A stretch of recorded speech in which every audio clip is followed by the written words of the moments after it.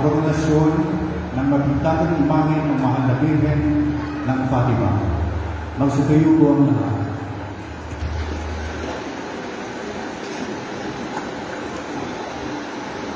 Pinagpala ka, Panginoong Diyos, na may gawa ng langit at lupa, sapagkat mula sa iyong awa at katarungan ay pinagsak mo ang mga mapagmataas at itinatampo ang mga mabababang loob. Nahahayag ang kadamihan ng iyong tanungan, lalo na sa salitang nagkatawang tao, at sa kanyang birheng ina nagluwal sa kanya. Sapagkat siya na iyong bugtong na anak ay kusang nagpakumbaba hanggang sa kamatayan sa krus.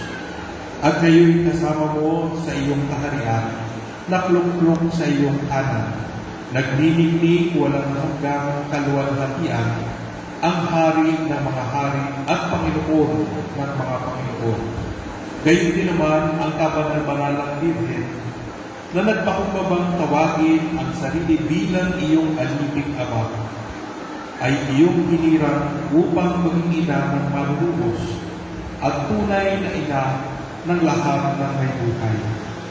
Ngayon, siya'y pinuputungan ng koronang walang pagkaparang, nakulunglok sa gitna ng poro ng mga anghel, at nagmamahal sa nagmamahal na namamagitan para sa amin, bilang ina ng awa, ina ng grasya, at ina ng simbahan.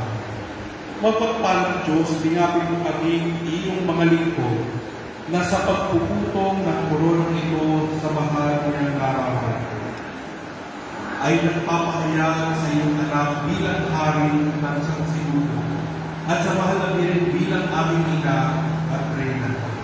Ipagkaloob mo sa amin ang biyagan pagmularan mo siya sa pagpilipok sa iyo, upang mo pag-ibig namin tubig ang iyong kaluluwan, upang itakwil ang sarili at gugulin ang aming buhay alang-alang sa aming kapwa, upang makapagpababa ang kalito sa lupa, nang sa gayoy maparangalan sa nawalagian ng iyong harian, kung saan ginagandaglaan mo ng korona ng buhay ang matapat ng lingkod. Hiniling namin ito sa pamamagitan ni Kristo kasama ng Espiritu Santo, magpas sa walang hanggan. Amen. Amen.